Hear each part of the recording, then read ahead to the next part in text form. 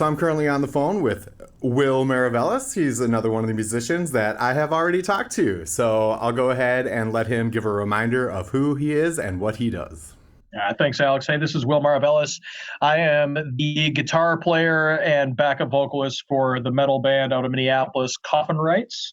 I'm also the owner of 1459 Studios in Minneapolis, Minnesota, and a member of a slew of other bands. But today we're talking about Coffin Rites. So there you go.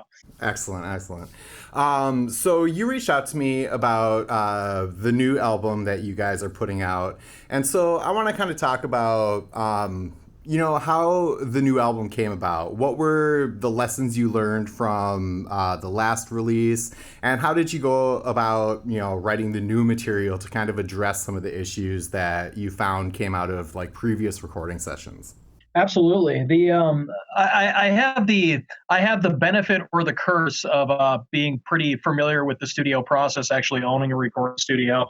But as far as this album went, we loved our last record, but we want as to our all of our influences, if you will. Our first record, Retribution Divine, was a very strong debut, we feel. However, that record was kind of written in the sense that I had several songs written before the band even formed. Mm-hmm. So I had 2 or 3 songs kind of in the works. Eric, our guitar player, our previous guitar player, had several songs in the works. So everybody else kind of came into, for lack of a better way to put it, kind of a project with some songs and some ideas that were kind of already outlined. With our new record, Human Erase, it was the exact opposite in the sense that we were finally a band with the 5 of us. Casey, our bass player, had been fully entrenched for 2.5, 3 years when we started writing the new record. Drew, our singer, had been entrenched in the band for about that same amount of time. Tom, our drummer, had really been with Eric and I, for about 3 years, like 3.5 years or so total at that point already. So we had a much bigger understanding of who each other were musically, who their individual influences were, the kind of sounds that we wanted to kind of go after on this record. That kind of an idea. But of course we wanted to grow too. So the idea of doing a traditional death metal record again was just not necessarily something that we were as interested in doing. I tell people all the time, at the end of the day, we're a death metal band, whatever subgenres people want to say we are or aren't. I really don't care. That's up to the listener. But we all come from, Tom and I both come from a punk rock background. Drew, our singer, comes from a black metal background. Casey, our bass player, is the guy who literally listens to everything. It's like he loves like the Swedish melodeath stuff, the In Flames of the world, the Soilwork, the Dark Tranquillities, bands of that nature, in addition to the death metal. And then Eric and I went to school together. We went to college together, and him and I kind of found a common love for traditional heavy metal, the Iron Maidens of the world, the Machine Heads of the world, Metallica, Megadeth, that kind of thing. And then a lot of like the thrash, the Testaments, the Exodus, Slayer, that kind of stuff. So when we started writing this new record, what would have been really the process started about 2 years ago at this point, because we kind of lost a year with COVID. But as far as the kind of the general answer to your question was, we wanted to just incorporate a lot more of everybody's influence and everybody's kind of musical desire into the second record. And oddly enough, I think it's a lot heavier. It's not as heavy in the death metal sense, but I think it's a faster record. It's definitely a more technical record. I think it's a darker record than our first record too. So we're all really happy with it. I think it's a really strong record personally. Yeah. But I'm biased. So. Well, I would definitely agree. I had the opportunity to listen to it, and it's very clean in regards to how it was recorded. It's definitely, heavy metal. It's definitely in that black vein. But it's all really good too. Like you said, it is very technical, and there are moments where it isn't all just blast beats and 16th beat riffs on the guitar and everything. It's very good. So I want to kind of address. You said you do own your own recording studio, so when you do go into the studio, you start miking up and doing guitar stuff. What kind of is your creative process for how you're going to address what sort of like guitar tone and everything that you're going for? Sure. And, I will say, and I want to be very, very clear, it's like these are real drums on the album. Those are definitely real drums. There's traditional sound enhancement trickery going on that happens in any modern metal recording. But as far as the sonics of the album, those are real performed, real sound drums, which I'm very excited about. And I think a lot of metal records, and I'm not dissuading anybody from doing it, a lot of people program their drums these days. Mm-hmm. It's just not something that I'm interested in doing in my own music. I'm fortunate to play in a band with I'm fortunate to play in bands with great drummers, and I think it'd be a shame not to go through the time to record that. Mm-hmm. Then that's just my personal opinion. So as far as sounds go, I want it to all be built around a traditional, real drummer playing. So that's gonna give you some limitations from a technical standpoint, because you want that. You don't have the precision and you don't have that air quotes perfection of programmed drums, right? Mm-hmm. So you have to basically build all your sounds around the drum kit and the tones you get off the. Yep. Since you brought that up, there is a big difference between drums that are perfectly quantized and everything. And I'm a little bit of a hypocrite for saying that. But part of the performance, part of getting it correct is that imperfection. It's that minor nuance of the human value. Right, right. It's quite a fun experience to just watch your drummer just sweat and get frustrated and get pissed off, and then just go like, it's metal music, when you're sitting there and you miss a fill, it like frustrates you that you played that fill 100 times, and then it frustrates you a little bit, and then it just kind of comes out in that next take, that little bit of just human anxiety, that just kind of happens from a take, that intangible of music, right? So it's a pretty cool experience, and like I said, I'm not ragging on anybody who programs their drums, because quite frankly, I understand why that's a thing. There's not a whole lot of budget in metal music that labels or bands really have. So I get it. Not everybody has the financial option to, to go record fully produced actual drum kits. So I'm definitely not knocking anybody for doing that. It's kind of my personal thing with the studio here, is like, we record real drums here, and that's just what we do. Sure. I would. So for my own bands, I'm definitely recording real drums. I would definitely say wherever possible, you should record real drums. Like you mentioned, not everybody has that available to them. That's kind of the situation where I'm in. I have, my own drum kit set up where I develop all my parts like live and on the kit, but then when I actually go into, my DAW to, set the drum beat and everything, I will program pretty much the part I develop, just because I don't have the, gear to actually get good drum recordings. So you're definitely right that, of course. It's very situationally based. Absolutely. So with the new album, was there like a total concept in mind for it? Were you going for like a concept album, or give me a bit of a description about how you approached what the actual content was going to be about? Sure. I think obviously I'm not the lyricist, but I definitely feel comfortable speaking for Drew in this case, because we've talked at length about the band and conceptually what the band wants to stand for and that kind of thing. It's a loose concept. I definitely wouldn't say it's a concept album.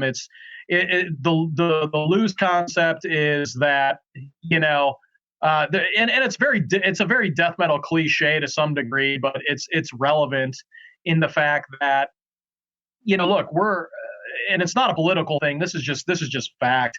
It's humanity as a general statement is a virus to the planet. It really is. We're selfish. We're selfish people that don't give a shit about our surroundings. We don't. A lot of people don't give a shit about the other people in the world. A lot of people don't give a shit about climate. It's a lot of people really only care about their own little sphere of influence, whether it be their family or their own small group or whatever it may be. So from a conceptual standpoint, the whole premise of the album is humanity as itself is a virus, and the and and the human race idea was that humans are erasing this beautiful traveling sphere that we have, and the Earth is doing its best to try and keep up by destroying us in tandem. So it's that constant balance of going, who's going to win, Mother Earth or humanity? Nice. And that's kind of the loose concept of the album. But obviously each song kind of tells its own story. It's not like the songs are in order, as a consequence to the story or anything of that nature. It's a bunch of ideas within that framework, and basically just kind of trying to explore those topics. It's not really a dark topic. We kind of view it as a real topic, from that standpoint. As compared to our last album was pretty much about, monsters and shit like that, which is cool. We love the old movies and things like that. It was like all monster stories and things like that, essentially. But, with a little bit of loose statements on the existence of man and what that means. This album's a little bit more serious, I suppose, than the last album as far as the topics are concerned. Yeah, no, that's great. I fucking love it. That's kind of, along the angle that I kind of approach my writing as well. Like you mentioned, there's the, cliche of, just nihilism and hating everybody in heavy music like that. And I kind of had my own little revelation about that recently. And it's not that I hate people, it's just that I don't trust them. Not in traffic, not in government, not with the planet. Like, I just don't trust them. Yep. Yeah, and I think that's a reality. I think that if there's anything that the COVID experience has taught all of us, and again, not a political statement, it's like the COVID experience has taught all of us how quickly people can really show their true colors, regardless of what it is. And they just sit there and you go, and I'm not going to get in this the nuance of going I'm not going to get into the nuance of should you get vaccinated or not get vaccinated, or should you wear a mask or not wear a mask, that kind of thing. It's just the idea of how quickly people turn on each other because of their individual beliefs. And at the same time, some people deserve to get their ass handed to them. There's a lot of just disgusting people. There's a lot of just disgusting tactics and activities I've witnessed, just from a social media standpoint of watching people just act like belligerent children. Yep. It's really it kind of broke out there. I missed the last thing you said. Oh, I just said it's okay. I'm glad that technology didn't fail us. I was just saying it's amazing to me that it's just amazing to me, people that we all thought we knew, and we just found out how self-absorbed and conceited they are. Yes. At what point did humanity just decide that nobody else matters? It's really sad to me. I completely agree. I don't know. And, two of the things that I kind of took out of the whole experience was, there are some things that just aren't worth being politicized. And then the second one is some people need to realize that they just aren't worth being tracked. Yeah, yeah, yeah. If you think that if you're worried about the government tracking you life and go, am I really that interesting? It's like, come on, man. Nobody cares. Nobody Right. cares if you go to the comic book store, man. Nobody cares. Right. It's just go to. It's like, get over yourself. You're not that important. Right.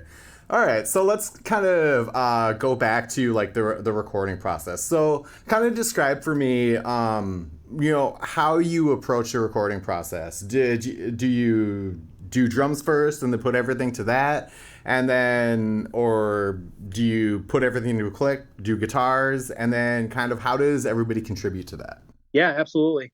So what we end up doing is we wrote a bunch of songs. We wrote a bunch of songs together, and meaning together like loosely. Like I'd write a skeleton with Tom, our drummer. Eric and I would write a skeleton together, and then click track it out for the band to be able to listen to. We basically rinse and repeat that idea for the majority of the songs. And from there, we'd basically give it to the rest of the band and kind of let everybody else give their opinions and say, hey, this part, we need some sort of a transition between these two parts. Hey, this part, we should do it like an extra 2 to have space for vocals or whatever it may be. Or let's extend this part so that we can have a guitar lead, that kind of an idea. So we basically just start with the skeletons and click track it out. Then we'd hand it to the entire band to give feedback. And we would continue to kind of just rebuild the click track, kind of like that until we all found an arrangement that we liked. And once we found an arrangement that we liked, then we would actually go jam it together, in the room as much as we could. Now, about halfway through that process, COVID hit, and we ended up not seeing each other for several months. And that made things really interesting. So what went from being a somewhat offline, internet type, writing situation turned into a complete internet writing situation. So yeah, I think we ended up kind of starting. I mean, we had a couple of songs written over the last like 2 years, like 3 to 4 of them were kind of like that. And then we had a couple that were really close to being done that we finished once COVID hit. And then we had 2 or 3 songs that were written completely inorganically, like completely with just click tracks, where we would basically like send the parts back and forth, and we'd send video to each other, like playing the songs. Like our drummer would take a video of himself like playing along to the click tracks, and we would basically go, yeah, we like that drum beat here, we like that drum beat here. So it's kind of a really interesting time to be writing an album. And about halfway, in about May or so of 2020, Eric, our longtime guitar player, came to us, and we're all death metal musicians. We all have regular jobs. Let's be very clear about that. We all have, regular life and things like that. We're not making money doing music. But Eric got a job offer that he really couldn't walk away from.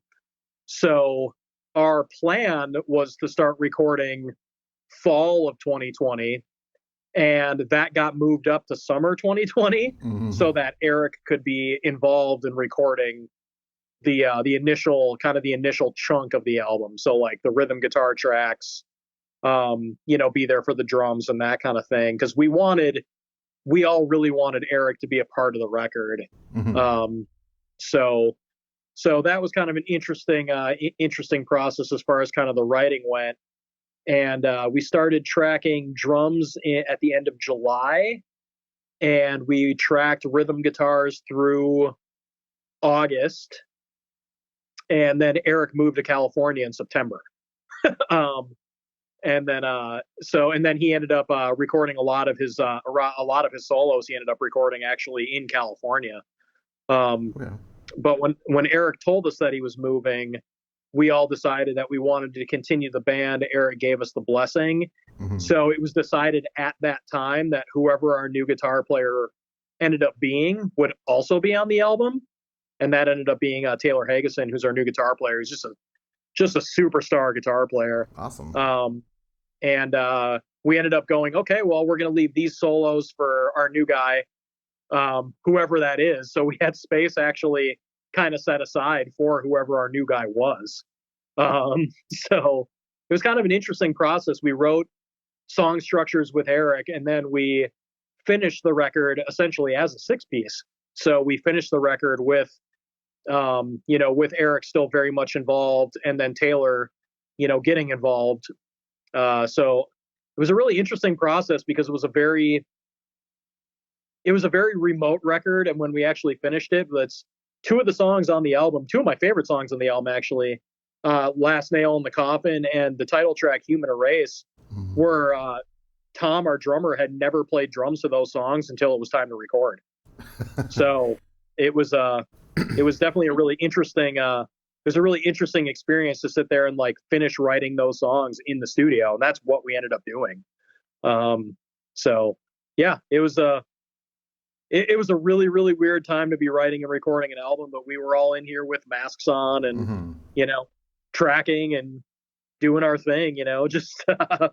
Well, and you came out with a very good product. It definitely sounds really good.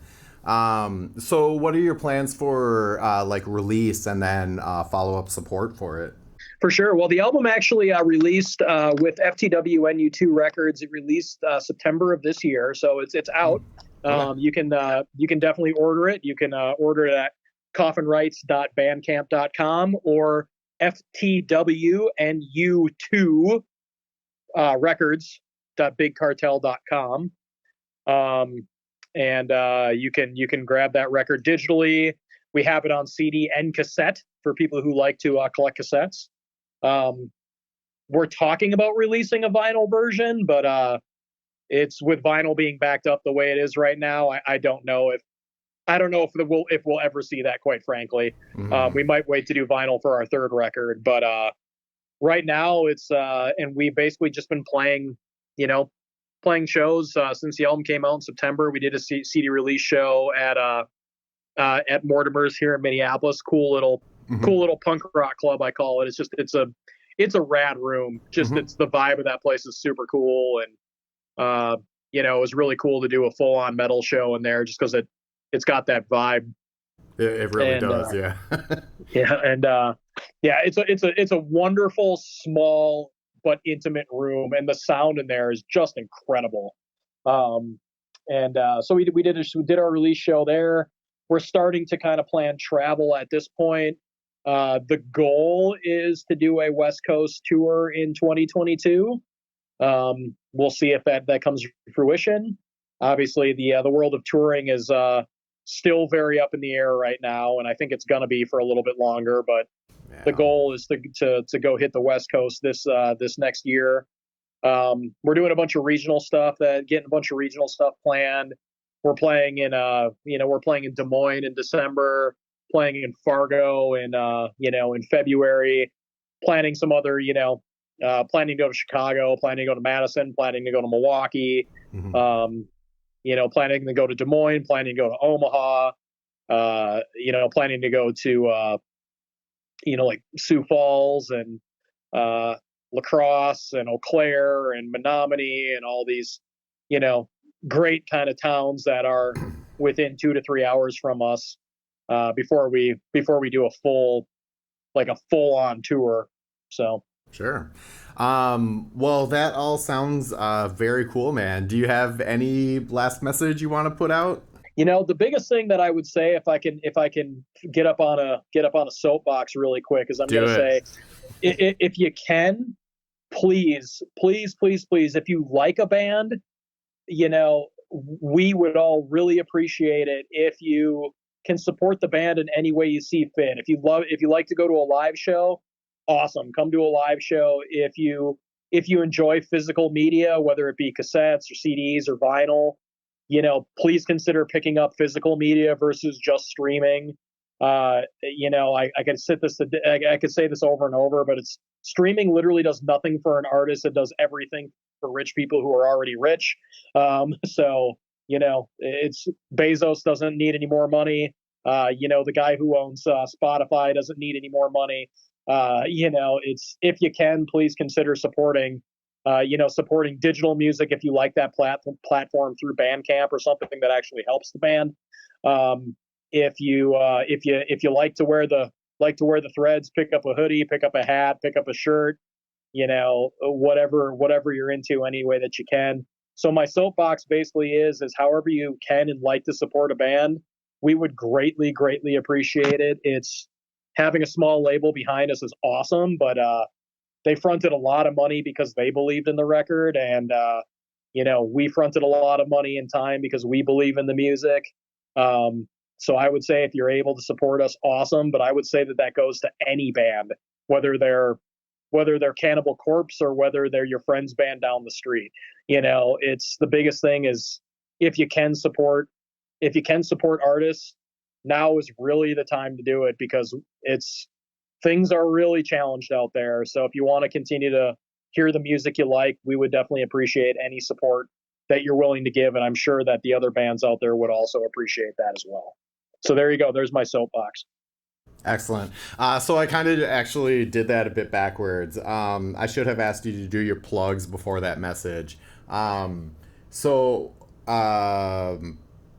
where can people take a look at what you're doing and find Coffin Rites? Absolutely. We have our CDs, cassettes, and merch are available on our Bandcamp page, which is Coffin Rites, Rites .bandcamp.com. Or you can find our merch and every other things at our label website as well, which is ftwnu2records.bigcartel.com. Both of those will support us excellent. So if you want to buy from the label and check out the other cool stuff that they have to offer, by all means, don't feel bad. They're an excellent label and they support a bunch of great bands here from the state of Minnesota.